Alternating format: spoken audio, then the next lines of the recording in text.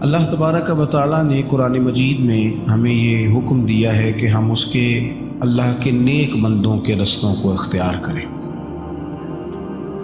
یا ایھا الذین آمنوا اتقوا اللہ وکونوا مع الصادقین، اے ایمان والو اللہ سے ڈرو، سچوں کے ساتھ رہو۔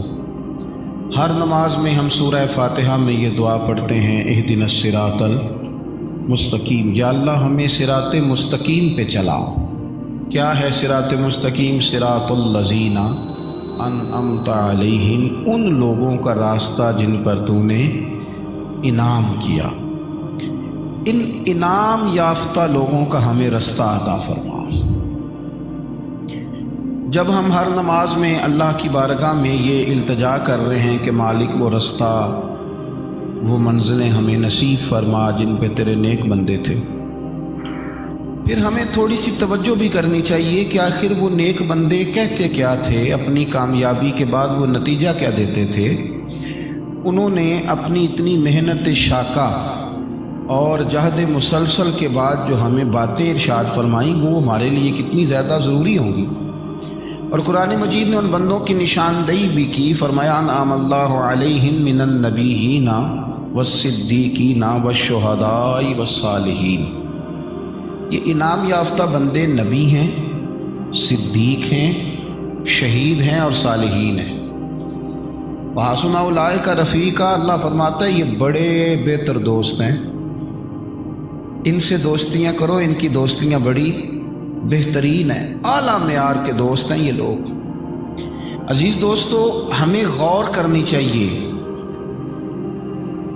اصل میں نا جو شخصیت ہوتی ہے نا، اس شخصیت سے جو الفاظ پھوٹتے ہیں اور جو جملے ما فی الضمیر بن کر زبان پہ آتے ہیں، وہ جملے بڑے قیمتی ہوتے ہیں۔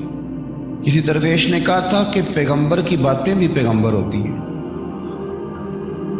ان کی باتوں کا جو وزن ہوتا ہے وہ بھی بڑا قیمتی ہوتا ہے۔ ہمارے ہاں یہ ہوتا ہے کہ بعض لوگ محبت میں، وارفتگی میں تو بڑی دور تک جاتے ہیں، تعلیمات کی جانب توجہ نہیں کرتے۔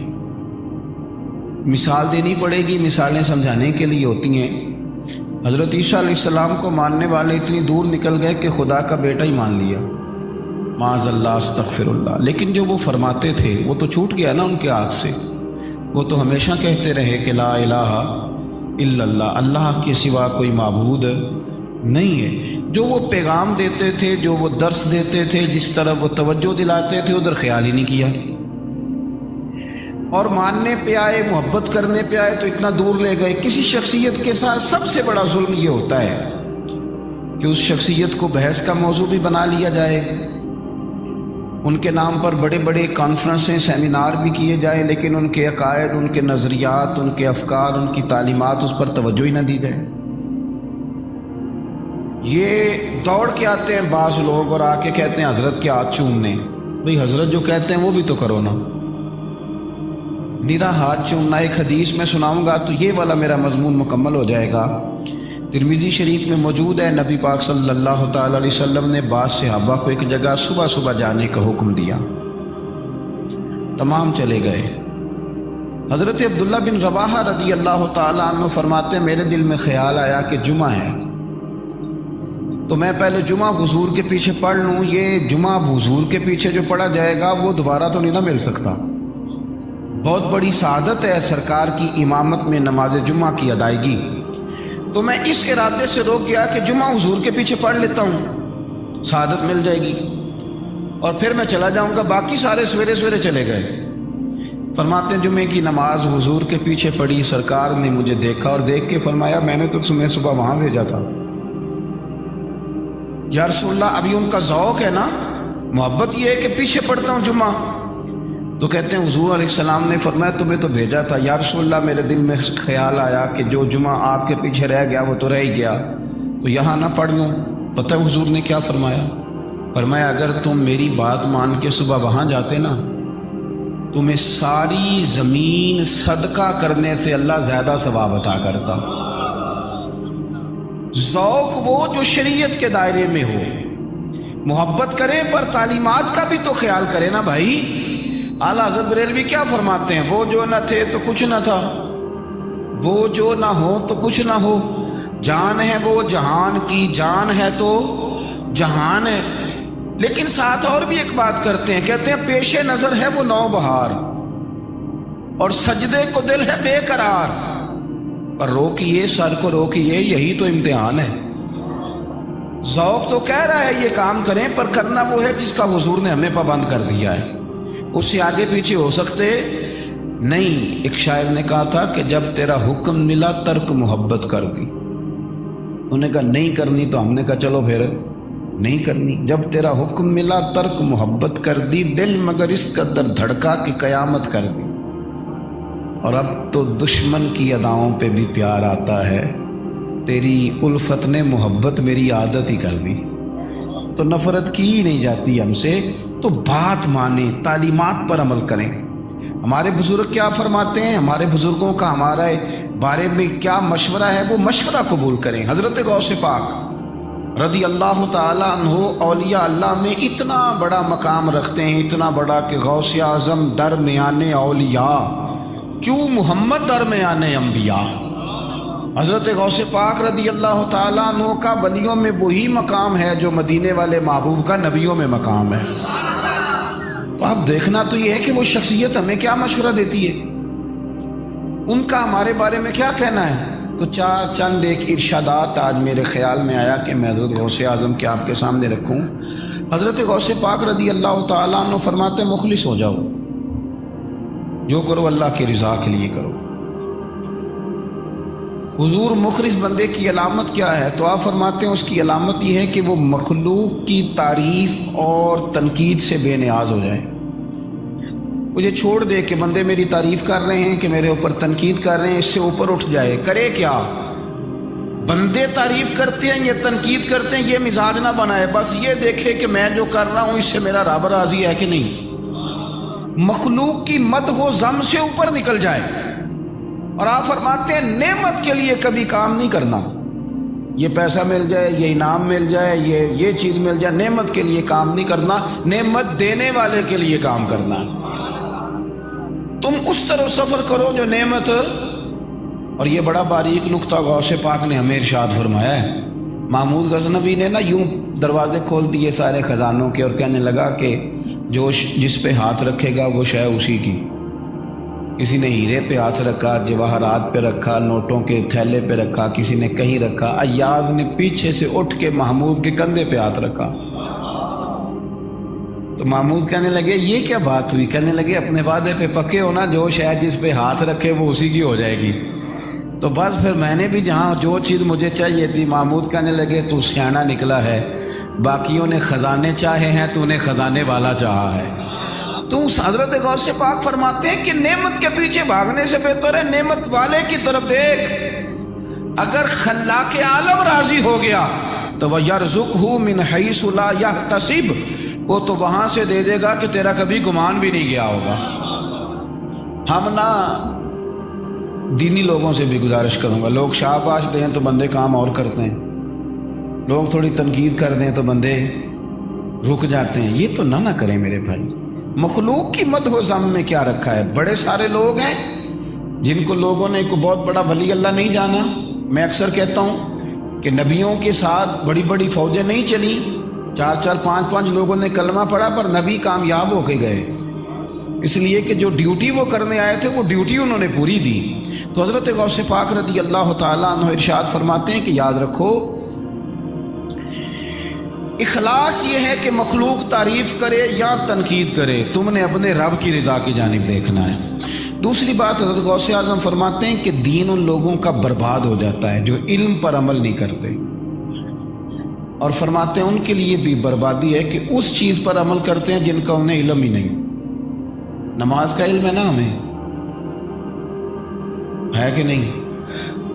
زکوٰۃ کا ہمارے اوپر آج فرض ہو تو علم ہے نا، ماں باپ کی خدمت کرنی چاہیے، علم ہے اس بات کا، بال بچوں کی تربیت صحیح کرنی چاہیے، علم ہے نا اس بات کا، یہ حلال ہے یہ میرے لیے حرام ہے، اس کا علم ہے نا۔ فرماتے ہیں جس کا علم ہے اس پر تم عمل نہیں کرتے ہو، جس کا علم نہیں۔ بعض لوگوں کو معرفت چاہیے، وہ بڑی بڑی گہری باتیں کرتے ہیں، اللہ کے بندے معاذ اللہ نماز روزے سے دور ہے، اور کہتے ہیں میں تمہیں بتاتا ہوں بڑی معرفت کی بات، بھائی اس کا تو تمہیں علم ہی نہیں، جس کا علم نہیں ہے اس کے پیچھے بھاگتے ہو۔ جس کا پتہ ہے وہ تو پہلے کر لو۔ حضرت غوث پاک فرماتے ہیں جس کا علم ہے اس پر عمل کر اور تو آگے بڑھ۔ کتنی باتیں سنی، کتنی تقریریں سنی، کتنے جمعے پڑھے، عمل کب کرنا ہے، آگے کب بڑھنا ہے؟ آخر کوئی ایسا وقت آئے کہ جب ہم عمل کا رستہ اختیار کریں۔ تو آپ فرماتے ہیں کہ جو تم نے سیکھ لیا اب اس پر عمل کرو۔ تیسری بات، حضرت غوث پاک رضی اللہ تعالیٰ عنہ فرماتے ہیں تمہاری پرکھ کے لیے، تمہیں جانچنے کے لیے آزمائش بڑی ضروری ہے۔ آپ فرماتے ہیں اگر آزمائشیں نہ ہوتی تو سارے لوگ آبد زاہد ہی ہوتے۔ یہ جو رب آزمائش ڈالتا ہے نا، دن ہوتے ہیں، دن نفع آنے کے بھی دن ہوتے ہیں اور کچھ دن آتے ہیں جن میں نقصان ہونا ہوتا ہے۔ ہمارا یہ مسئلہ ہے کہ ہم میٹھا میٹھا قبول کرنا چاہتے ہیں اور کبھی کڑوا آ جائے تو اس پر ہم تیار نہیں ہوتے۔ آزمائش کے لیے ذہنی طور پر تیار رہنا۔ حضرت غوث اعظم فرماتے ہیں یہ تمہیں اللہ کے قریب کرے گا۔ ایک وقت آتا ہے، ایسا نہیں کہ آپ تدبیر نہیں کرتے میرے بھائی، ایک ٹائم آ جاتا ہے جب آپ کا سایہ بھی یوں لگتا ہے کہ پیچھے ہٹ گیا، جب آپ کو محسوس ہوتا ہے کہ سارے دروازے بنے ہوئے ہیں پر میرا کہیں ہاتھ ہی نہیں لگ رہا۔ آپ نہ تانا دیں کہ دوست بے وفا ہو گئے، آپ نہ یہ گمان کریں کہ میرے اپنے مجھے چھوڑ گئے، بس سمجھیں یہ میرے اوپر آزمائش آئی ہوئی ہے۔ اور جب دن ٹھیک ہو نا تو مٹی بھی سونا بنتی جاتی ہے۔ حضرت ابو یحییٰ ایک درویش تھے تو کوئی الزام لگ گیا، مخلوق بڑی ڈاڈی ہے نا جس پہ مرضی الزام لگا دیتی۔ الزام لگ گیا، حالات خراب ہو گئے، لوگوں نے روڑے مارنے شروع کر دیے۔ پہلے لوگ نعرے لگاتے تھے، ہاتھ چومتے تھے، اب روڑے پڑ رہے ہیں۔ اللہ تعالیٰ اپنی خفیہ تدبیر سے بچائے، ہماری پردہ پوشی فرمائے۔ روڑے پڑ رہے ہیں، ہر بندہ جو گزرتا ہے روڑا ہی مارتا ہے، روڑے لگ رہے ہیں۔ حضرت ابو بکر شبلی گزرے، ان کو بات کا پتہ تھا، انہوں نے ایک پھول پھینکا حضرت ابو یحییٰ کی طرف، تو حضرت ابو یحییٰ نے اٹھا کے نا پھول تو واپس کر دیا، کہنے لگے شبلی سنبھال کے رکھ، آئیں گے دن بھی پھول کھانے والے، پر آج کل تو روڑے کھانے والے دن ہیں۔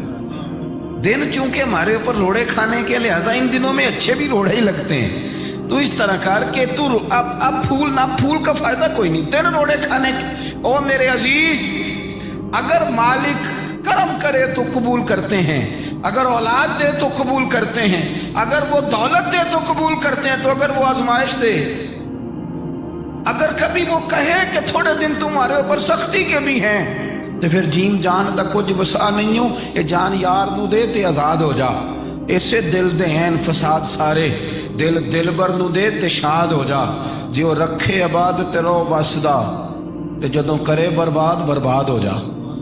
جب وہ کہے تیرا ٹائم ہے یہ، تو پھر یہ بات بھی ماننا، آزمائش کو بھی قبول کرنا، دکھ قبول محمد بخشا، راضی رہن پیارے۔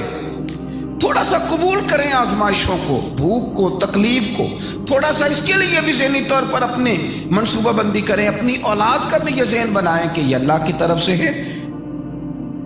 حضرت ایاز، یہ لاہور بڑا خوش قسمت ہے نا، ایاز بھی یہی رہتے ہیں لاہور میں، تو ایاز بیٹھے ہوئے تھے، محمود جو تھے وہ کنوں کھا رہے تھے، تو انہوں نے الگ الگ ٹکڑے اس کے کیے، پہلا دیا ایاز کو، ایاز گھٹ گھٹ کر کے کھا گیا، دوسرا ٹکڑا مالٹے کا، کنوں کا، محمود نے اپنے منہ میں رکھا تو تھوک دیا، کہنے لگا ہو اتنا کڑوا، تو کیسے کھا گیا ہے؟ تو ایاز ہنس پڑا، کہنے لگا بادشاہ تیرے ہاتھوں سے ہمیشہ میٹھے ہی کھائے ہیں، پہلی دفعہ کڑوا آیا تھا، اگر تھوک دیتا تو کوئی مزہ تو نہیں تھا نا یار، تو جن ہاتھوں سے میں نے ساری زندگی میٹھے کھائے، خدا نعمتیں دے تو کیا بات ہے، لیکن لوگوں کا یہ حال ہے کہ منٹ میں شکوہ شروع کر دیتے، ایک منٹ میں، ابھی پورے 6 ماہ نہیں ہوئے تکلیف آئی اور کہتے ہیں حضرت حال ہی کوئی نہیں، بس گئے کام، تھوڑا سہنا سیکھیں، دکھ قبول محمد بخشا، راضی رہن پیارے۔ تکلیفیں جب اس کی طرف سے آئیں، اس کی طرف سے جب آزمائشیں آئیں، جب وہ چاہے کہ کچھ دن اپنے بندے کو آزمایا جائے، اور یہ بھی علامت محبت ہوتی ہے۔ میں نے نا اپنے اصحاب سے ایک دفعہ پوچھا، کچھ لوگوں کو آپ اٹھ کے ملتے ہیں، پیار بھی کرتے ہیں، اور کچھ سے صحیح سلام بھی نہیں لیتے، تو فرمانے لگے تو بڑا دھیان رکھتا ہے، یہ خاص بات ہی تو نے پوچھ لی ہے۔ میں نے کہا حضور اس کو تو کھولیں۔ فرمانے لگے کچھ بندے نا اپنے ہوتے ہیں، انہیں منہ نہ بھی لگاؤ تو انہیں جانا نہیں. جوتے بھی پڑے تو اپنا ہے تو اس نے چھوڑ کے تھوڑا جانا ہے. اس کی ٹینشن لینے کی ضرورت بندے کو پتہ ہوتا ہے روٹی نہ بھی دی تو ادھر ہی ہے، ہمارا جو ہوا. اور کچھ ایسے ہیں جن کو پروٹوکول نہ دو تو بھاگ جاتے ہیں. وہ کہتے ہیں دیکھو جی میں آیا میں نے پوچھا ہی نہیں. فرمانے لگے یہ بیگانے لوگ ہوتے ہیں جس کو کہا تھا نا بابے بلے شاہ صاحب نے، راتی جاگے تے شیخ صدا میں راتی جاگ دے کتے تیتھوں اتے. اور یہ شیر جان ہے. فرمانے لگے وہ مالک دا در مول نہ چھٹ دے پاویں مارو 100 جتے. اللہ کرے آپ سمجھیں. وہ مالک دا در مول نہ چھٹ دے پاویں مارو 100 جتے. رکھا سکھا کھا دنے جا رکھاں وچ ستے تیتھوں اتے. ایک برکی دا قدر پچھانن پاویں مالک ہون ستے تیتھوں اتے. اٹھ بلیا چل یار منا لے نہیں تے بازی لے گئے نہیں کتے، نہیں تے بازی لے گئے نہیں کتے. تو حضرت غوث اعظم فرماتے ہیں یہ آزمائش بتائے گی کہ تیرا رب سے پیار کتنا ہے. یہ آزمائش بتائے گی کہ تو اللہ کے قریب کتنا ہے. چوتھی بات حضرت غوث پاک کی، سمجھ آ رہی ہے میری باتوں کی؟ مجھے ان کی کرامتیں بھی آتی ہیں کافی ساری، میں نے پڑھی ہیں. غوث پاک کی کرامتیں تواتر کے ساتھ ہیں.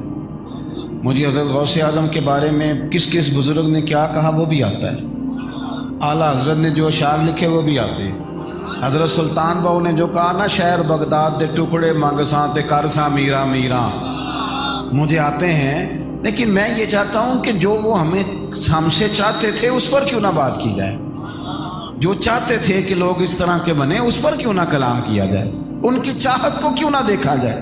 تھوڑی دیر کے لیے ایسی باتیں کرنا جن میں کانوں کا لطف زیادہ ہو وہ تو اپنی جگہ پہ، لیکن ان کی تعلیمات ان کے افکار، میں جو بات کرنے لگا ہوں اسے دل کے کانوں سے سننا. حضرت غوث پاک فرماتے ہیں میں نے 40 سال دین پڑھایا ہے، 40 سال ریسرچ کی ہے، تحقیق کی ہے، 40 سال.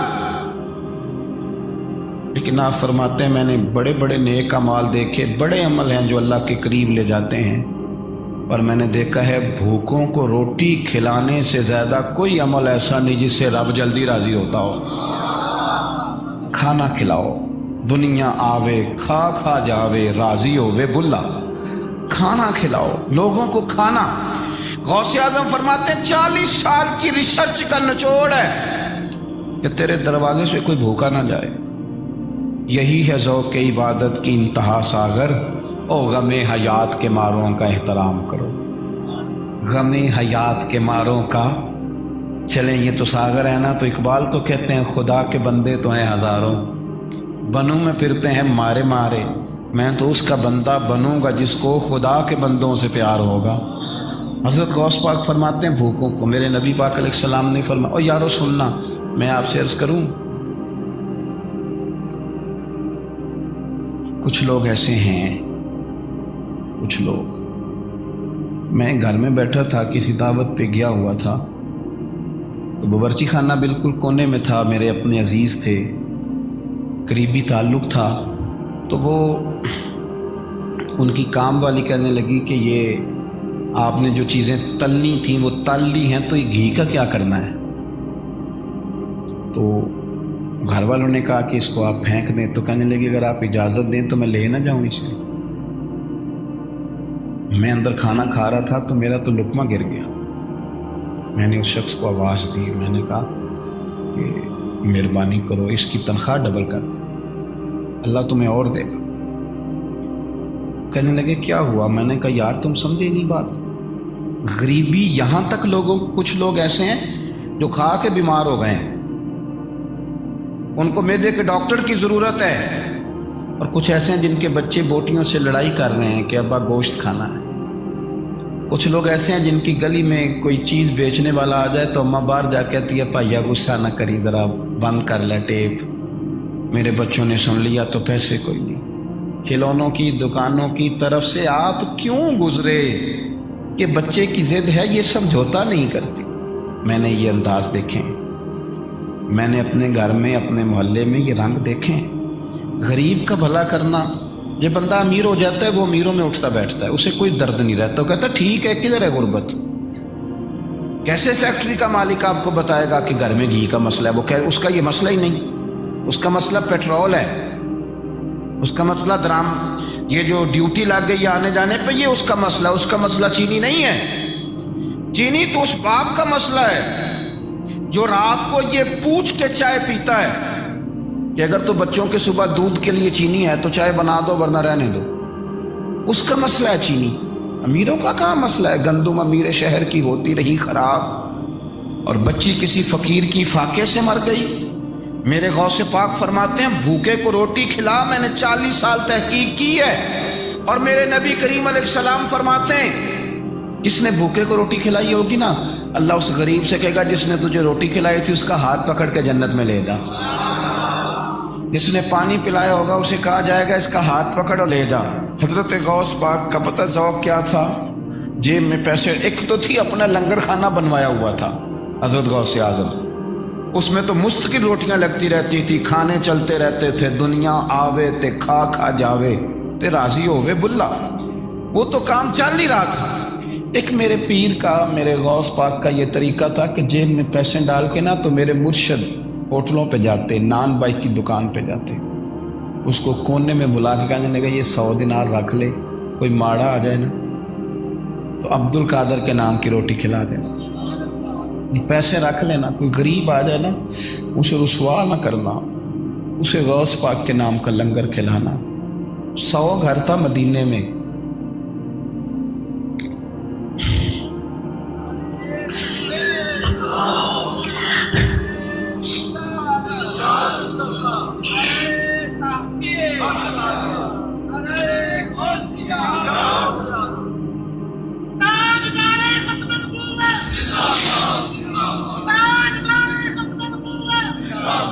एक 100 घर था मदीना मुनव्वरा में, एक 100 घर था जिसमें 2 वक्त रोटी आती थी, बच्चों के कपड़े आते थे, दवाइयों का खर्चा आता था, पता कोई नहीं था कौन दे जाता है। फिर अचानक सबके घर में खाना आना बंद हुआ। लोग एक दूसरे से पूछने लगे तेरे घर कब से नहीं आया? का 18 मुहर्रम से। तेरे घर कब से नहीं आया? 18 मुहर्रम से। तेरे घर कब से नहीं आया? पता करो। पता कोई नहीं था, कोई नकाब पोश दे जाता है। गरीब एक दूसरे के गले मिल मिल के रोने लगे, पता करो 18 मुहर्रम को क्या हुआ। तो फिर तस्दीक हो गई, 18 मुहर्रम को इमाम ज़ैनुल आबिदीन का विसाल हो। 18 मुहर्रम को इमाम अखां जदों मीटियां ना, जमाना मैनू रोवेगा, अपना ते अपना बेगाना भी मैनू ही रोवेगा। जदों ना मैं दिसिया मैं खारा नू मैं खाने विच, फिर जाम टुट जाणगे, मैं खाना मैनू रोवेगा। कई लुक लुक रोणगे ते कई बुक बुक रोणगे, गलियां दा याना ते सियाणा मैनू रोवेगा। और यारो हज़रत गौस पाक फरमाते हैं 40 साल तहकीक की है, रोटी खिलाओ गरीबों को। और यार टेलीफोनों पे व्हाट्सएप पे तो हाल पूछते हो, कभी किसी ने झोंपड़ी वाले का भी हाल पूछा है? लाइट चले जाने पे तो बड़े बड़े जुलूस निकलते हैं और बड़ी बड़ी सियासतें होती हैं। तो ये ज़रा सफ़र करो ना जीटी रोड पे, वो लोग जो झोंपड़ियों में रहते हैं, झुग्गियों में वक्त गुजारते हैं, उनसे भी पूछो कि तेज़ आंधी आए तो तुम्हारा क्या बनता। उनसे भी पूछो कि बारिशें शदीद हों तो पनाह कहाँ मिलती है, ये भी तो ज़रा पूछो ना। वो किसी शायर ने कहा था इतनी तो हिम्मतें हों मेरी कम से कम बुलंद। उसने कहा था कि जितने गरीब घर हैं उजालों से दूर दूर, इतनी तो रोशनी में सितारों से छीन लूँ। और जितने गरीब तन है लिबासों से बेनियाज, इतनी तो चादरें मैं मज़ारों से छीन लूँ। इतनी तो हिम्मतें हों मेरी कम से कम बुलंद, कि शाहों के ताज फ़क़्त इशारों से छीन लूँ। तो मेरे अजीज़ हज़रत गौसे पाक ने कहा भूखे को खाना खिलाओ, इन पर तवज्जो करो। गौसे पाक रदी अल्लाह ताला अन्हु, अब ज़्यादा बात नहीं कर सकता, समेटता हूँ। शहनशाह बगदाद फरमाया करते थे अगर तू बादशाह बनना चाहता है, और निरा दुनिया का नहीं दुनिया और आखिरत का, तो फरमाते थे फिर अपने आप को पूरी तरह अपने रब के हवाले कर दे, फिर अपने आप को अल्लाह के हवाले कर दे, फिर तू तवक्कुल वाला हो जा। आपने ना इस उनसर पे बड़ा काम किया है, गरीब की मदद, लाचार की मदद, इस पर पड़ा। आप एक दिन ना दजला के किनारे سیر کر رہے تھے، 70,000 آدمی جس بندے کی تقریر سننے آئے، 70,000 اور مرید ان کی زندگی میں لاکھوں میں ہو جائیں، پھر وہ بندہ غریبوں کا حال پوچھے۔ حضرت دجلہ کے کنارے جا رہے تھے تو ایک بندہ نا کھڑا رو رہا تھا۔ فرمایا کیوں روتے ہو؟ کہنے لگا حضرت غریبی ہے نا، رونا تو ہے ہی۔ ہوا کیا؟ کہنے لگا میں نے دریا کے اس پار جانا تھا، یہ ملاح میرے محلے کا ہے، لیکن میں کشتی میں بیٹھا ہوں، کشتی آگے چلنے لگی ہے تو ملاح نے چلنے سے پہلے ہی کرایہ مانگا ہے، میں نے اسے کہا میرے پاس کوئی نہیں، پھر دوبارہ دے دوں گا، تو اسے نیچے اتار دیا۔ کہنے لگا مفت خوروں کے لیے نہیں بنائی مفت خوروں کے لیے، اتر جاؤ۔ تو حضور ایک تو غریبی اور پھر رسوائی، حضرت غوث پاک نے نری دعا نہیں دی، نرا تعویذ نہیں دیا، پیر کروڑوں روپے کے نذرانے لے کے اور وہ بڑے بڑے عمارتیں تو تعمیر کریں، لیکن انہیں یہ پتہ ہی نہ ہو کہ حضرت غوث پاک تو فرماتے ہیں نذرانہ ہے ہی یہ کہ ہم امیر سے لیتے ہیں اور غریب کو دے دیتے ہیں۔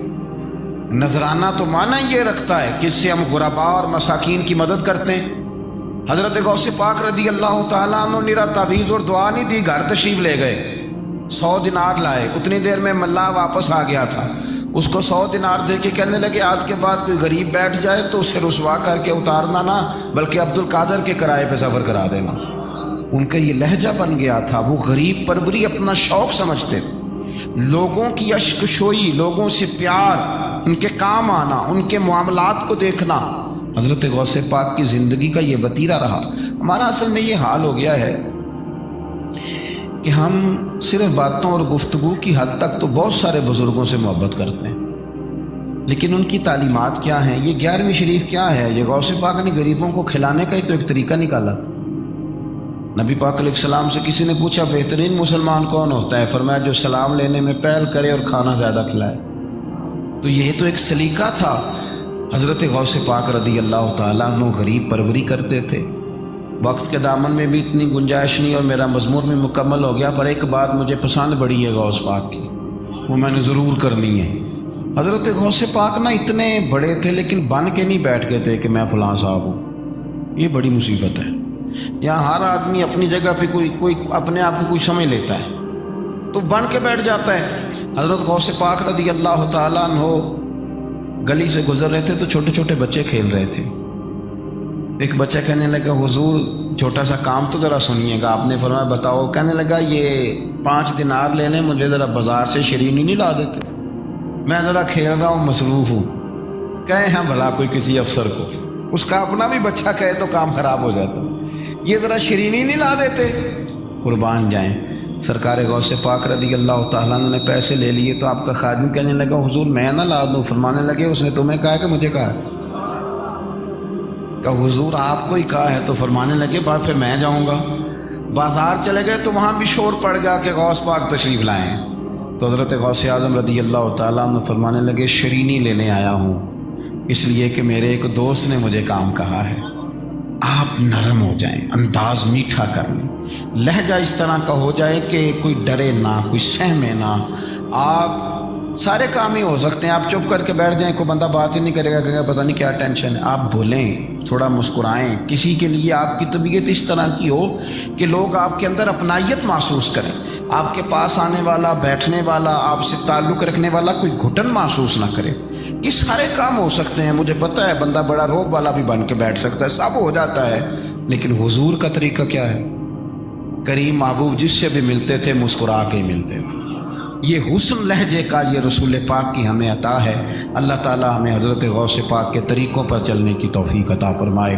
اللہم صلی علی سیدنا محمد وآلہ وصحبہ وعطرتہ وبارک وسلم۔ اللہم انا نسألک العفو والعافیۃ فی الدین والدنیا والآخرہ۔ اللہ تعالی ہماری اس حاضری کو سرکار غوث پاک کی بارگاہ میں قبول فرما۔ اس تمام کا ثواب سید عالم علیہ السلام کے وسیلہ نور سے حضرت غوث پاک کی بارگاہ میں پیش کرتے ہیں، جو لنگر پکایا اسے پیش کرتے ہیں، اللہ قبول فرما۔ آپ کے درجات عالیہ کو بلند فرما، آپ کے مرکز نور کا ہم سب کو فیضان عطا فرما۔ اللہ جو دوست یہ اتنا خوبصورت اہتمام کرتے ہیں انہیں بہترین صلہ عطا فرما۔ جو تشریف لائے ہیں انہیں قدم قدم پہ نعمتیں برکتیں عطا فرما، سعادت مندیاں فیروز بختیاں نصیب فرما۔ اللہ ہمارا خاتمہ بالخیر فرما، خاتمہ بالایمان فرما، رحمت اور فضل والا معاملہ فرما۔ اللہم رب اغفر وارحم وانت خیر الراحمین۔ اللہم انا نسألک العفو والعافیۃ فی الدین والدنیا والآخرہ۔ اللہ کچھ لوگ بخار میں مبتلا ہیں اور ڈینگی بخار میں مبتلا ہیں، ان کے لیے دعا کرنے کو کہا گیا۔ اللہ کل کو شفائیں عطا فرما۔ ہمارے ایک دوست کے والد کو اچانک فالج کا اٹیک ہوا، دعا کے لیے کہا گیا، اللہ انہیں بھی شفا عطا فرما، تمام بیماروں کو شفا دے دے۔ اللہ ہم سب کا خاتمہ بالخیر بالایمان فرما دے۔ اللہم رب اغفر وارحم وانت خیر الراحمین، وصلی اللہ تعالی علی حبیبہ محمد۔